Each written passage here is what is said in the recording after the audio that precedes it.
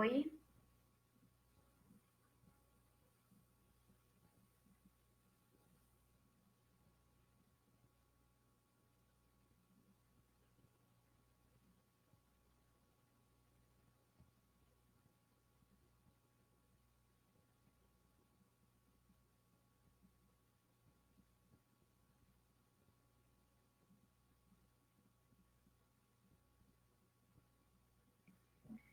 Ei, boa noite.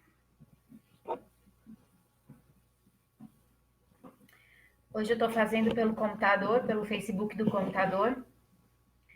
E não tem nenhum filtro para eu colocar, que saco. Queria colocar o filtro, mexer, que nem eu faço no celular, mas tudo bem. Não tem problema não, vamos fazer por aqui mesmo. Boa noite, pessoal. Como é que vocês estão? Passaram bem o final de semana? Todo mundo curtiu bastante aí a família, os amigos, ou se quem tá sozinho deu para dar uma descansada, conectar direitinho aí. Eu brinco que os domingos para mim é tipo o oásis da semana é o domingo. Eu fico esperando ansiosamente pelo domingo. Antigamente não, quando eu era adolescente eu tinha um pouco de dificuldade com o domingo, acho que porque no outro dia tinha que ir para aula. E eu nunca fui uma pessoa muito dos estudos assim. Mas agora eu gosto demais do domingo, porque o domingo para mim é aquele momento de conexão, de ficar quietinha, de entender, ler coisas que eu não consigo ler durante a semana. E é muito bom, assim. Mas vamos lá, para o nosso evangelho, então. Já tem um monte de gente aqui participando com a gente. Quem pode, dependendo do lugar onde vocês estão, não esquece de pegar o copo de água para fluidificar.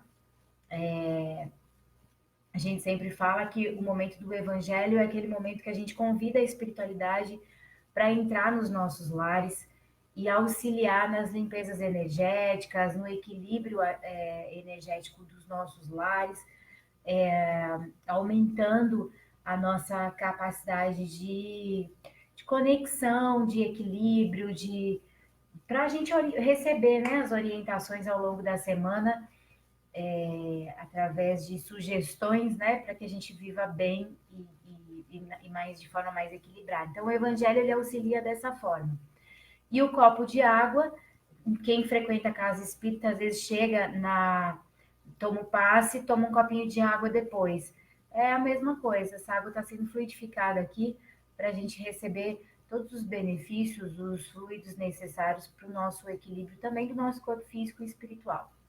Então, por isso, toda vez que a gente se propõe a fazer o evangelho, a gente abre as portas da nossa casa para que a espiritualidade amiga esteja conosco, e nos auxilie, nos ajude nesse momento, né?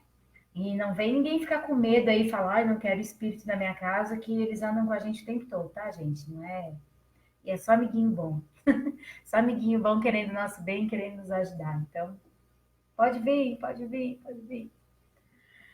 Vamos lá. Não, fazer a prece, né? Vamos fazer a prece e aí a gente começa, tá bom? Então, fechando os olhos, quem quiser, senta bem confortavelmente na cadeira, no sofá. Só não fica deitado, tá, gente? Que deitado dá um soninho, não é legal, não. Vamos respirar bem tranquilamente, trazendo a nossa consciência para este momento, para o agora. Vamos elevar os nossos pensamentos a Deus, à espiritualidade amiga, agradecendo a eles por este momento, por esta oportunidade de estarmos aqui. Alguns minutos do nosso tempo, do nosso dia, dedicado a entender melhor a proposta do Mestre Jesus, a trazer mais leveza, mais entendimento para as nossas relações, para os nossos sentimentos e para tudo aquilo que nós ainda não conseguimos identificar, mas que são obstáculos na nossa evolução e na nossa caminhada individual. E que com essas leituras, com o amparo da espiritualidade amiga, aos poucos a gente vai descortinando, tirando do fundo do baú, desse lugar onde a gente guardou o nosso coração, tão bem guardadinho, com medo de sofrer. Mas através desses ensinamentos, deste apoio, desse amparo, nós vamos trazendo nosso coração de volta à tona e colocando ele num ponto de muita luz, num ponto onde aprendemos que ele, os nossos sentimentos e o nosso coração, é o que nós precisamos entender e aceitar, para nos vermos livres de todos os julgamentos equivocados que fazemos. Então, que essa espiritualidade amiga esteja aqui conosco. E obrigada, Senhor, por mais este dia. Que assim seja. Vamos lá. Vamos dar uma lidinha bem rápida no Evangelho, só numa partezinha mesmo, para a gente fazer uma introdução no estudo. E aí depois a gente vai para o livro do José Carlos de Luca. Então, vamos ver.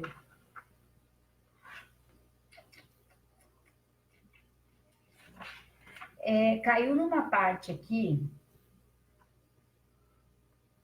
que fala assim, no capítulo Bem-aventurados os aflitos, deve-se pôr termo às provas do próximo quando se pode, ou é preciso, por respeito aos desígnios de Deus, deixá-la seguir seu curso. Ele está falando aqui sobre...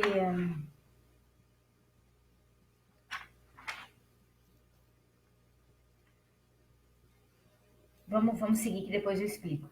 Dissemos e repetimos frequentemente que estáis sobre esta terra de expiação para rematar vossas provas, e que tudo aquilo que vos sucede é uma consequência de vossas existências anteriores, o ônus da dívida que tendes a pagar. Mas esse pensamento provoca, em certas pessoas, reflexões que é necessário deter, porque poderiam ter consequências funestas. Alguns pensam que, desde o momento que está sobre a terra para expiar, é preciso que as provas tenham seu curso. Há mesmo o que querem até crer que não somente é preciso nada fazer para as atenuar, mas que é preciso, ao contrário, contribuir para torná-las mais proveitosas, tornando-as mais vivas. É um grande erro. Sim, vossas provas devem seguir o curso que Deus lhes traçou. Mas conheceis esse curso? Sabeis até que ponto elas devem ir? E se vosso Pai misericordioso não disse ao sofrimento deste ou daquele dos vossos irmãos, tu não irás mais longe? Sabeis se sua providência vos escolheu não como instrumento de suplício para agravar os sofrimentos do culpado, mas como bálsamo de consolação que deve cicatrizar as feridas de sua justiça tinha aberto? Não digais, pois, quando virdes um de vossos irmãos atingido, é a justiça de Deus. É preciso que ela tenha seu curso, mas dizei ao contrário. Vejamos que meios nosso Pai misericordioso colocou ao meu alcance para abrandar o sofrimento de meu irmão. Vejamos se minhas consolações morais, meu apoio material, meus conselhos não poderão ajudá-lo a vencer essa prova com mais força, paciência e resignação. Vejamos mesmo se Deus não colocou em minhas mãos um meio de fazer cessar esse sofrimento, se não me foi dado como prova também, como expiação, talvez, deter o mal e substituí-lo pela paz. Ajudai-vos sempre, pois, em vossas provas respectivas, e não vos considereis jamais instrumentos de tortura.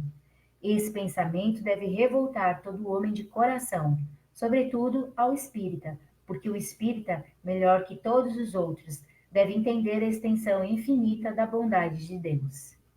O espírita deve pensar que sua vida inteira deve ser um ato de amor e de devotamento, que qualquer coisa que faça para contrariar as decisões do Senhor, sua justiça terá seu curso.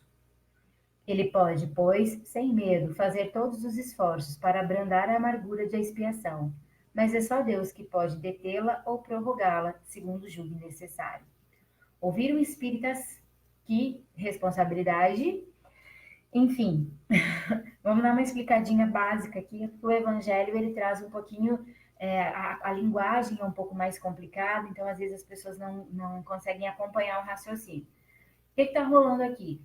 Dentro desse capítulo, que é Bem-aventurados os aflitos, ele está falando, quer ver, ó, deixa eu pegar do início para poder falar. Nossa, tem um monte de coisa. Tem um monte de história aqui, gente. Causas atuais das aflições, causas anteriores das aflições, que falam, né, das reencarnações.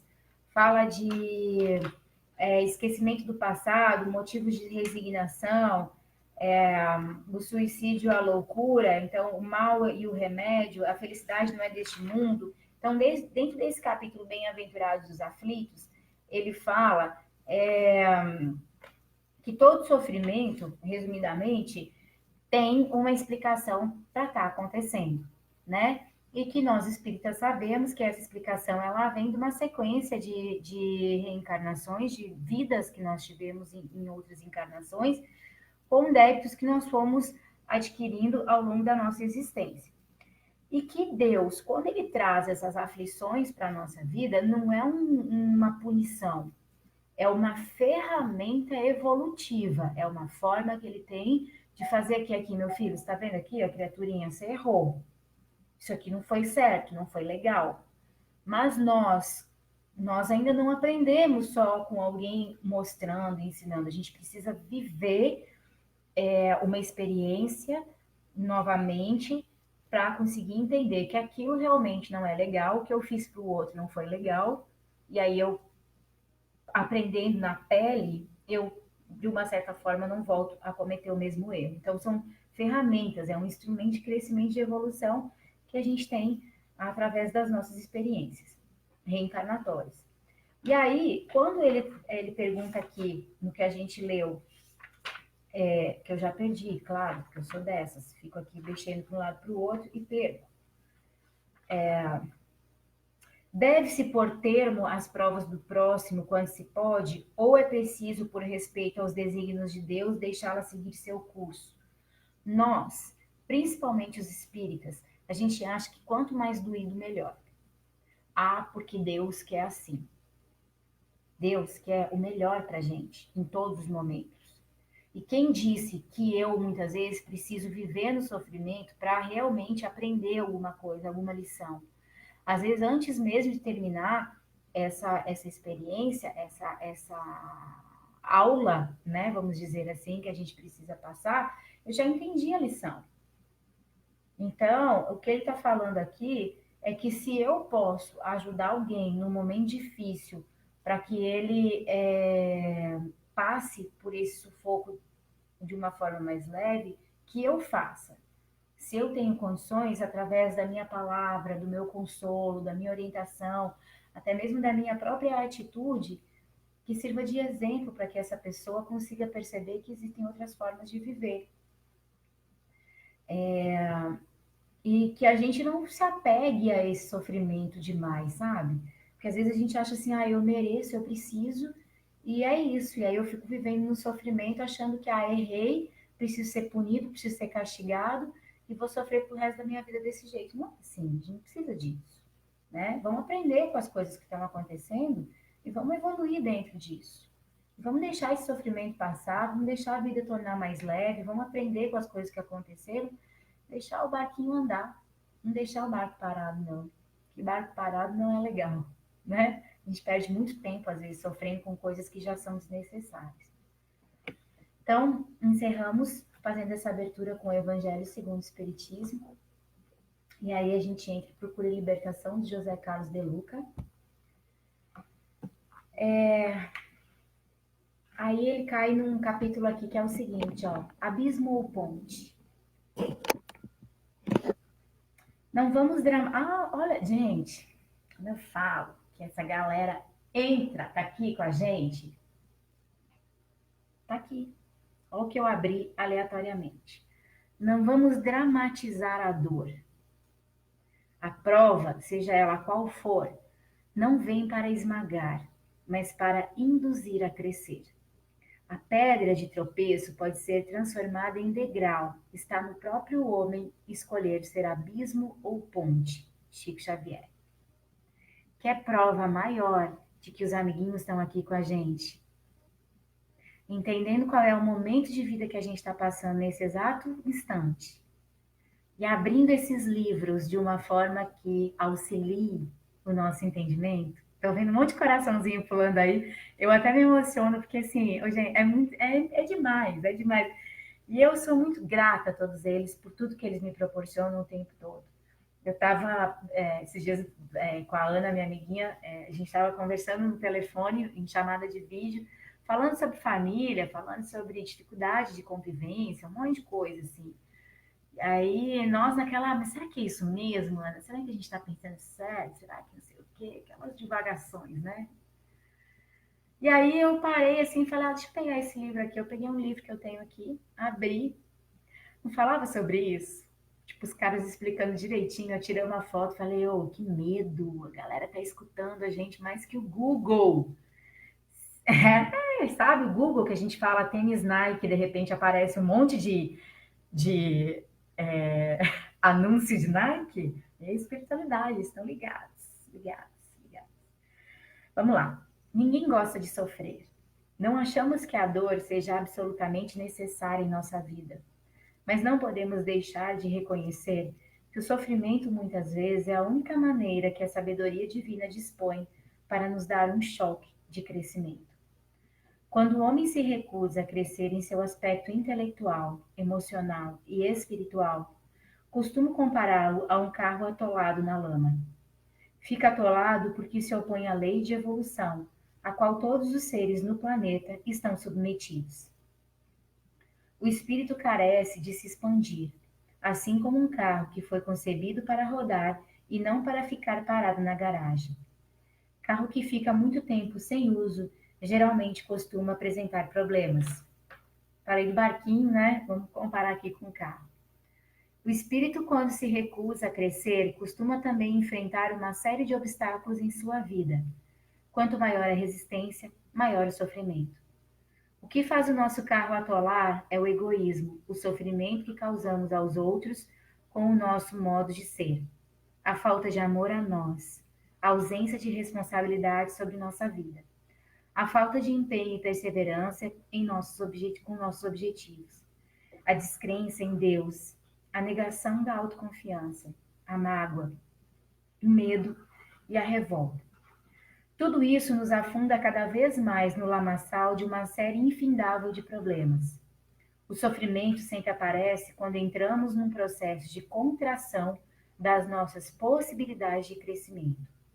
Porque, segundo o ensinamento de Jesus, o homem veio à Terra para multiplicar os talentos que Deus lhe concedeu, e assim agindo, trabalha pelo aperfeiçoamento individual e coletivo.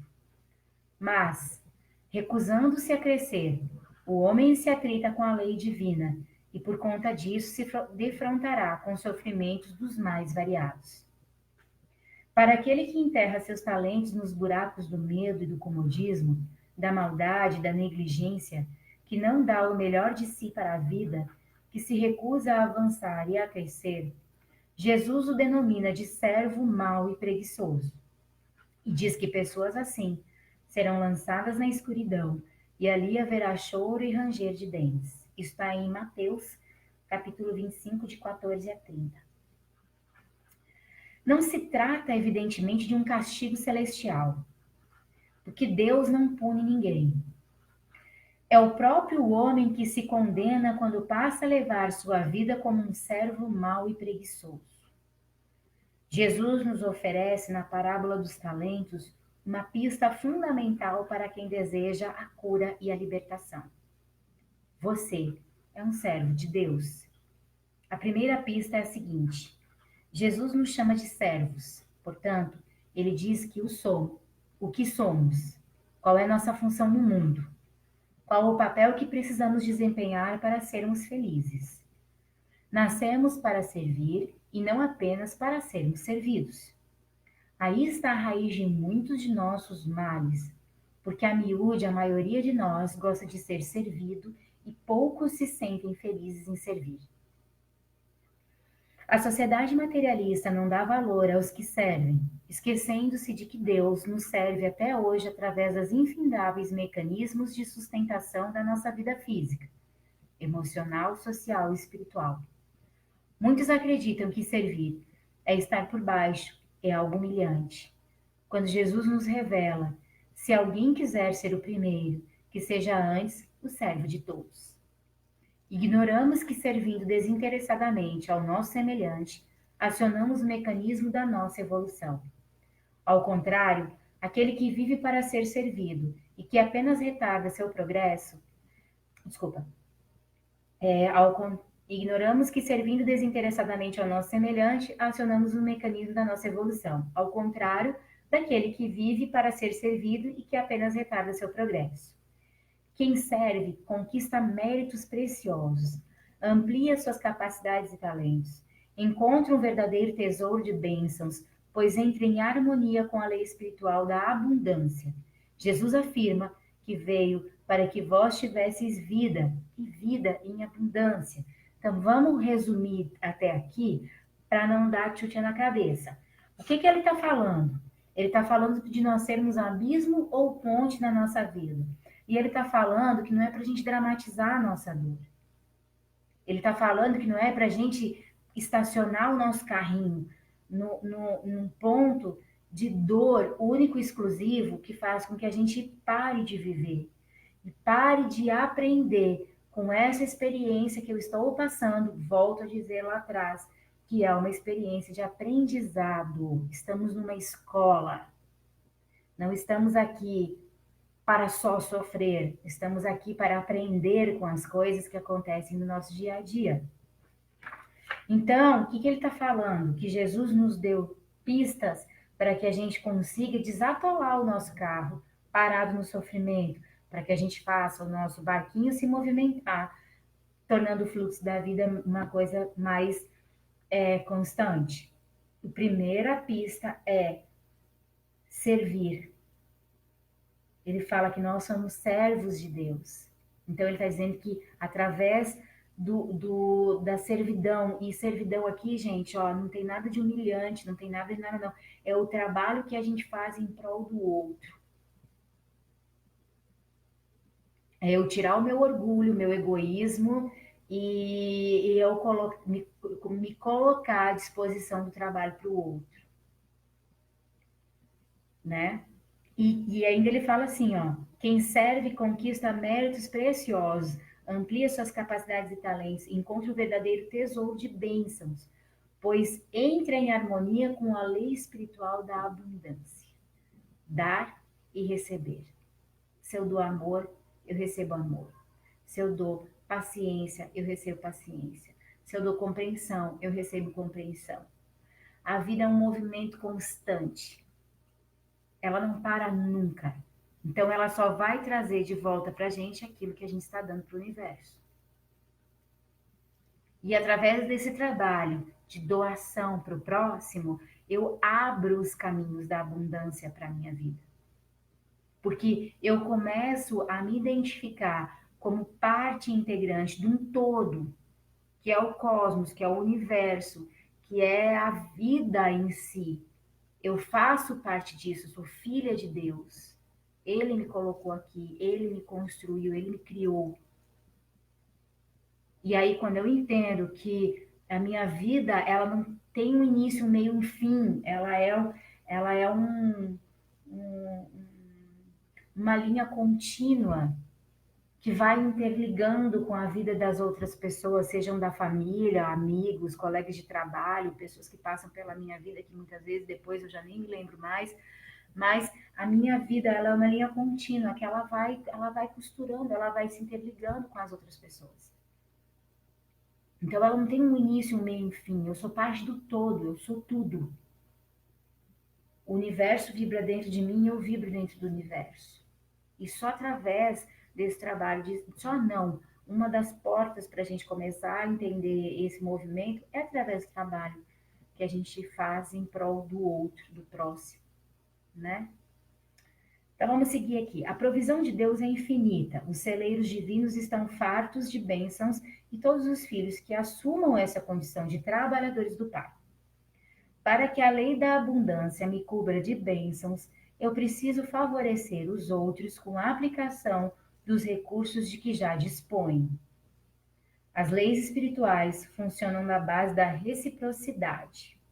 Aí eu vou voltar para aquela partezinha do evangelho que a gente leu no início, que lembra que ele fala que eu posso atenuar a dor do meu irmão, através muitas vezes daquilo que eu já sei, ou dos exemplos que eu tenho para dar.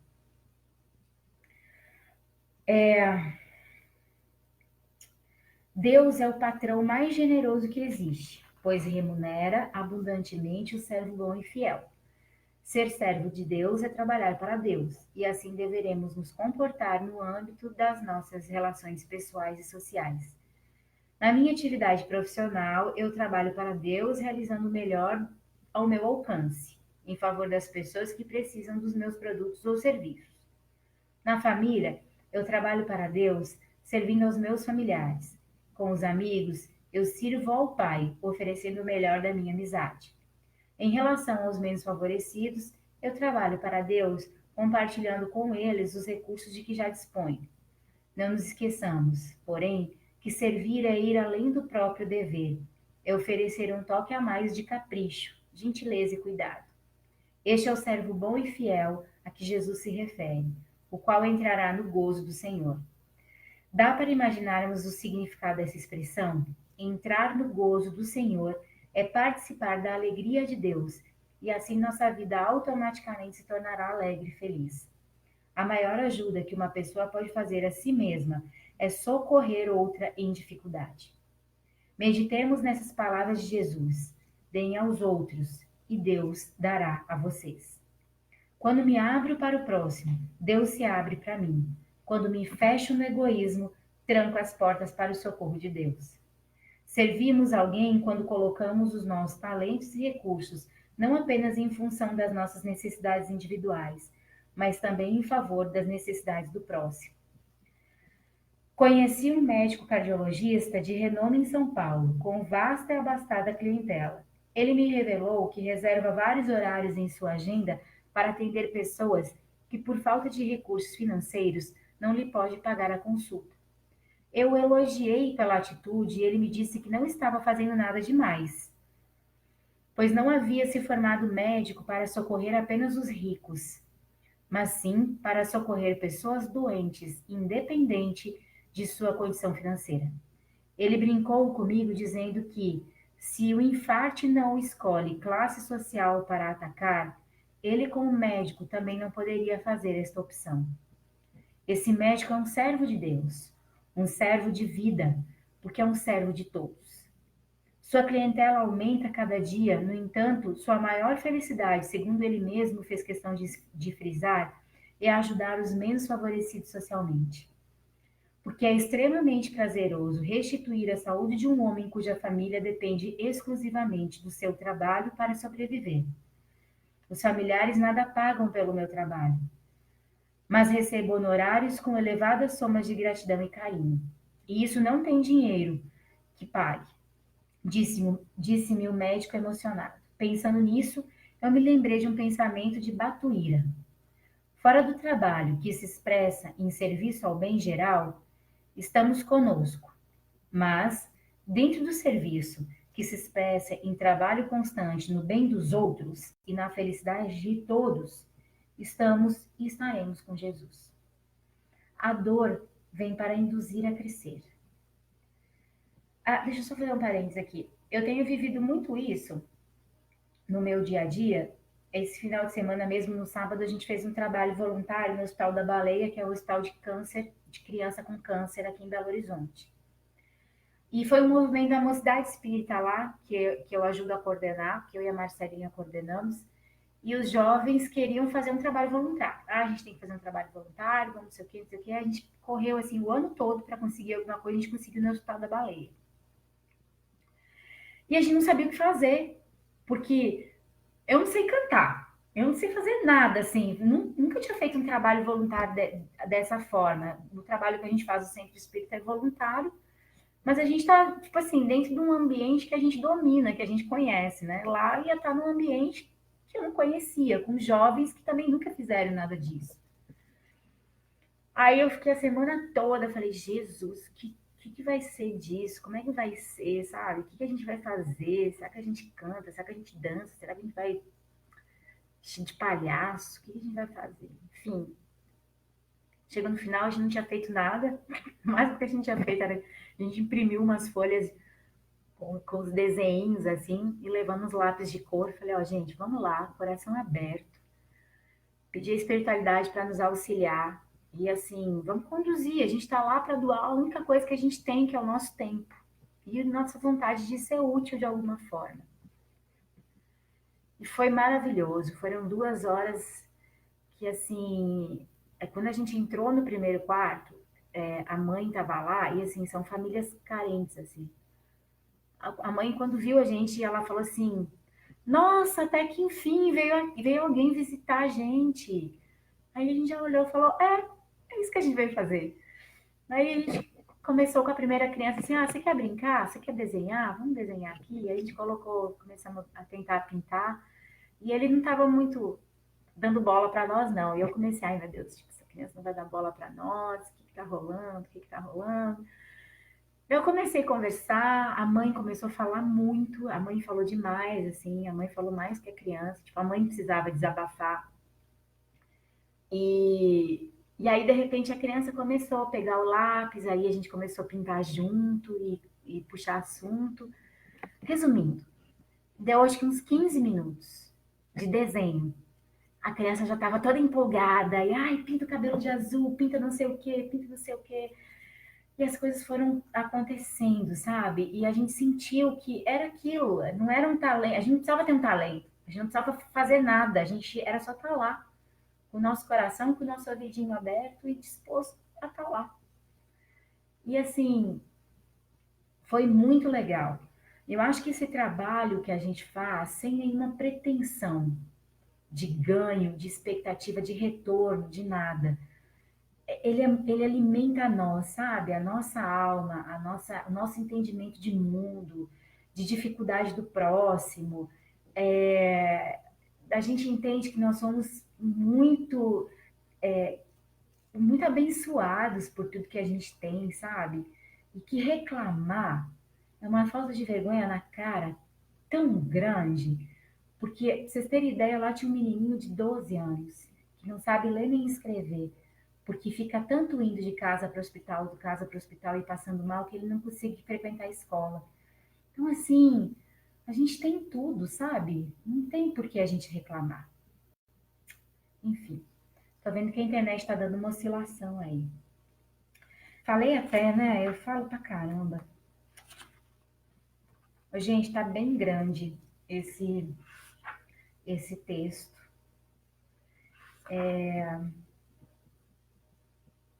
Deixa eu ver se eu dou uma puladinha aqui em alguma coisa. Ah,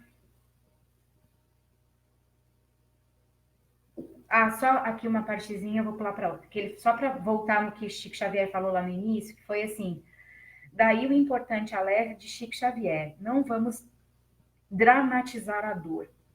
Dramatizar é fazer drama, e a dor não é motivo para que isso aconteça. Ao contrário, o problema é um aviso que a vida me dá, no sentido de que eu não estou realizando o melhor ao meu alcance, tampouco desafiando minha capacidade de crescer mais e servir mais.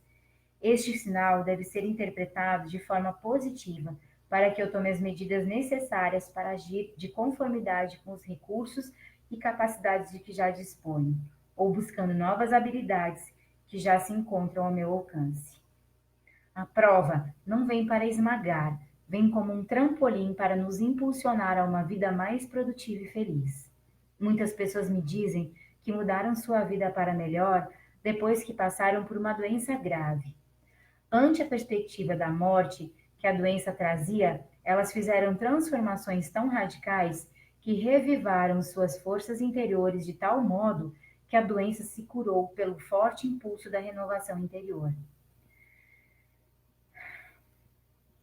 A doença surge como mensageira da vida, desde que lhe atendamos aos impositivos da renovação interior, tal como ocorrera a Andrea, que é um caso que ele conta mais atrás.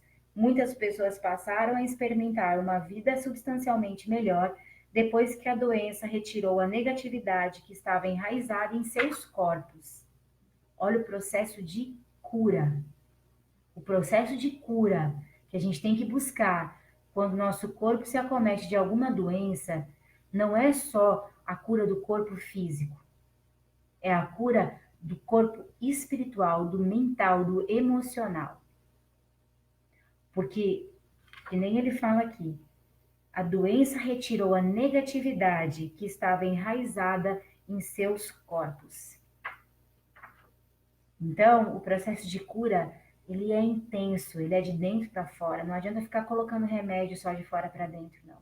Que não vai adiantar. O sofrimento por si só não muda ninguém. O que muda é o aprendizado que cada um é capaz de fazer diante da dor que nos visita. Chico Xavier ensina que diante dos obstáculos da vida, cada um pode ser abismo ou ponte. Se apenas dramatizo a dor, eu vou para o abismo dos sofrimentos intermináveis. Mas se interpreto a dor como um aviso de que eu não estou dando o melhor de mim para a vida, transformo a dor em ponte para o meu progresso e felicidade. Tudo é uma questão de escolha. Escolha que cada um de nós está fazendo a cada minuto da nossa existência. A melhor escolha que cada um pode fazer em sua vida é o amor. Sofremos porque não escolhemos o amor nas mais diversas situações existenciais. Tratar bem alguém é escolher o amor. Oferecer um bom serviço ao cliente é escolher o amor. Cuidar bem de si mesmo é escolher o amor. Ajudar a quem sofre é escolher o amor. Não prejudicar o semelhante é escolher o amor. Acreditar em si mesmo quando todos duvidaram de si é escolher o amor. Permitir-se recomeçar todas as vezes que cair é escolher o amor. Perdoar é escolher o amor. Sentir a esperança no meio do caos é escolher o amor. Abandonar a sensação de ser vítima é escolher o amor. Deixar de fazer drama é optar pelo amor.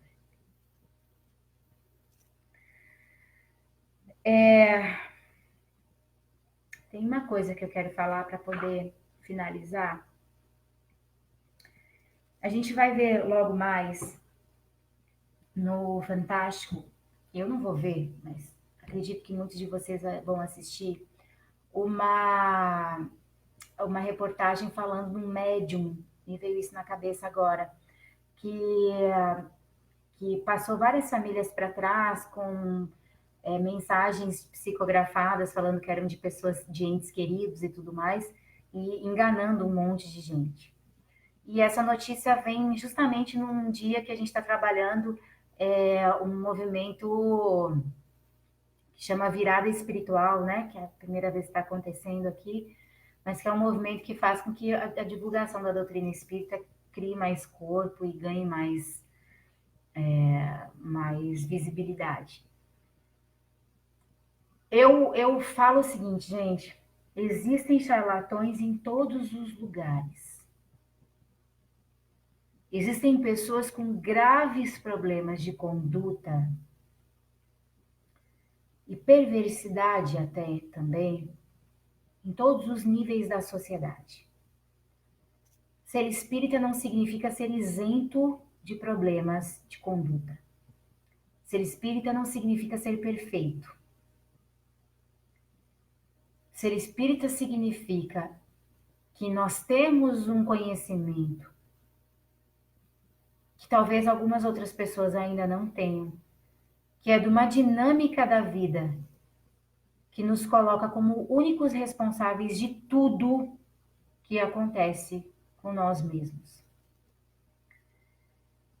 Só que o que eu mais vejo hoje em dia trabalhando no centro espírita são pessoas nos procurando em todos os momentos, querendo fórmulas mágicas para acabar com a sua dor, se recusando a mergulhar no sofrimento que estão passando, para compreender e fazer esse processo que a gente está falando há mais de 30 minutos, que é curar aquilo que precisa ser curado dentro de si mesmo. As pessoas ainda vão para os centros espíritas buscando fórmulas mágicas. E a frase é sempre a mesma. Ah, eu quero falar com a espiritualidade, eu quero falar com a entidade. E se não tiver um fenômeno acontecendo na frente dela, parece que a coisa não é real ou não fez sentido, ou não valeu a pena. A gente tem que começar a se despir dessa necessidade de ser impressionado. Para daí, então, começar a reagir. A responsabilidade de tudo que acontece na nossa vida é nossa. Então, se eu fui enganado, eu procurei ser enganado. Eu não estou tirando a culpa de quem engana e nem estou jogando a culpa em quem é enganado. O que eu estou dizendo é que muitas vezes a gente se ilude atrás de soluções que são soluções fáceis, por querer negar um caminho mais estreito, porque ele traz um trabalho maior. Sabe o que eu quero dizer? E os espíritos, desde a época da codificação espírita, eles falam: não acredite em tudo que você escuta. Não fez sentido, não foi coerente, questiona. Gente, se tem gente no plano físico convivendo com a gente, mal intencionado, nos enganando, por que não tem no plano espiritual? Claro que tem. Se nós somos seres espirituais vivendo numa experiência matéria, eu sou espírito. Esse espírito, quando ele desencarna, se ele era mau, se ele era enganador, se ele era não sei o que, ele continua fazendo as mesmas coisas. Até ser resgatado, até ser conduzido, até entender que não é por aí, que o caminho é outro, ele vai continuar fazendo piada com a cara de todo mundo. Então, assim, o Espiritismo não é uma doutrina para ser seguida de olhos fechados e sem questionamentos. Quando vocês estiverem em algum ambiente, vocês sentirem que tem alguma coisa ali que não está batendo, questiona, pergunte. Não aceite tudo assim como se fosse, acendeu uma luz, acabou, isso não existe. Existe, mas não precisa mais, entendeu? Então, assim, a nossa maturidade como seres espirituais, a gente precisa começar a ver além do fenômeno, ver além dessa necessidade de que as coisas só vão fazer sentido quando eu receber uma carta psicografada. As coisas só vão fazer sentido, eu só vou conseguir aquietar meu coração quando uma entidade me falar que é isso ou que é aquilo. A resposta está dentro de cada um de nós. Nós fomos feitos à imagem e semelhança de Deus. Todas as verdades estão contidas dentro de nós. Não estou dizendo que é para parar de ir centro espírita, pelo amor de Deus, não é isso que eu estou falando, não. Eu estou falando que a gente tem que ir sem se comportar como crianças imaturas. Nosso olhar tem que ser muito aberto. A gente tem que ser muito maduro em tudo que a gente for fazer, em todos os lugares que a gente for entrar, em tudo que a gente se propor a acreditar. Eu questiono. Várias vezes em reunião mediúnica eu questiono o espírito. Não tô entendendo. Repete. Por que você pensa assim? Ah, não concordo. Eu converso como se fosse assim. Estivéssemos no mesmo plano. Por quê? É assim que tem que ser. Enfim, é isso aí. Obrigada por estarem aqui comigo. Obrigada por terem me ouvido. Espero que tenha sido muito bom para vocês. Para mim foi uma boa semana, viu, gente? Uma boa semana. Domingo que vem a gente vai estar aqui de novo às 8h30. Vou fazer a prece, tá? Não sai ainda daí, não. Então, vamos lá. Se alguém quiser escrever alguma coisa aqui, viu? Pode escrever, tirar alguma dúvida, comentar. Pode falar, tá bom? Eu vou fazer a prece. Se tiver alguma coisa aqui, depois eu posso responder. Então, vamos lá, gente. Fechando os olhos, quem quiser. E vamos fazer um movimento de Mais uma vez agradecer a Deus, a espiritualidade amiga, por todo o suporte, por todo o amparo, por nos manter conectados na verdade, nessa verdade que pulsa dentro de cada um de nós. Que seja uma semana essa que se inicia amanhã, repleta de abundância, repleta de entendimento de todas as dificuldades que estamos vivendo, para que possamos ultrapassar cada obstáculo da nossa vida com muita dignidade, com muita maturidade, entendendo que todo sofrimento é uma ponte que nos leva à evolução, a um caminho mais leve, mais aberto, mais harmonioso, aceitando dentro do nosso coração todas as nossas imperfeições, aceitando o mundo, interagindo com ele de coração aberto, dando e recebendo tudo aquilo que nós queremos em abundância em nós. Aos amigos de luz, aos nossos mentores e nossos anjos de guarda, pedimos que neste momento entrem em nossos lares, trazendo energias de limpeza, de purificação, limpando todas as formas de pensamento, higienizando o nosso lar no campo espiritual, para que possamos ter uma noite agradável de sono, refazendo as nossas energias psíquicas, físicas e emocionais, para iniciarmos a semana equilibrados e harmonizados. Que esta energia de limpeza, que ela passe por todos os cômodos da nossa casa, que ela entre em contato com todas as pessoas que convivem conosco, para que essas bênçãos possam ser distribuídas a todos aqueles que necessitam, assim como nós, deste olhar atencioso da espiritualidade e do Mestre Jesus. Deus, Pai Criador, contigo estaremos, contigo permaneceremos, por todos os nossos dias. Que assim seja. Um beijo, até mais. Tonha, até domingo que vem, que nem fala no programa, né? Até mais, gente.